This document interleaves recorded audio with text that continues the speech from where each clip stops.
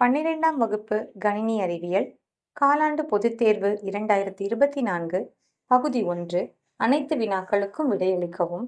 பின்வரும் எது தனித்தன்மையான தொடரியல் தொகுதிகளை கொண்டதாகும்? வரையறை. பின்வரும் எது ஒரு பொருள் செய்ய வேண்டியதை தீர்மானிக்கிறது? இடைமுகம். வரிசைப்படுத்தப்பட்ட உறுப்புகளை மாற்றக்கூடிய தரவு கட்டமைப்பு லிஸ்ட். எது வரையறுக்கப்பட்ட இனக்குழு மற்றும் அதன் துணை இனக்குழுக்களால் அணுகப்படும் உறுப்புகளாகும்? புரொடெக்டட் உறுப்புகள். நெறிமுறையின் செயல்திறனை அளவிட 2 முக்கிய அளவீடுகள் எவை? நேரம் மற்றும் இடம். இயங்கு நிரலாக்கத்தில் ஏற்கனவே கணக்கீடு செய்த மதிப்புகளை சேமிக்கும் யுக்தியை இவ்வாறு அழைக்கலாம்: நினைவிருத்தல். பின்வரும் எது வில்லைகள் கிடையாது? நிரல் பெயர்ப்பி. எந்த கூற்று பொதுவாக இடைநிரப்பியாக பயன்படுகிறது? பாஸ்.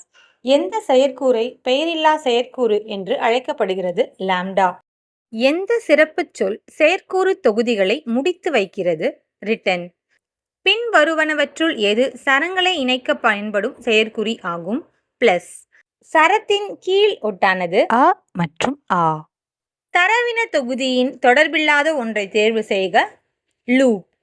பின்வரும் எந்த பைத்தான் செயற்கூறு ஏற்கனவே உள்ள லிஸ்டில் ஒன்றுக்கும் மேற்பட்ட உறுப்புகளை சேர்க்க பயன்படுகிறது? Extend brackets. பைத்தான் டிக்ஷனரியில் திறவுகோல் எதனால் குறிப்பிடப்படுகின்றன? காலின் முக்காற்புள்ளி. அடுத்த வீடியோவில் சந்திப்போம். நன்றி.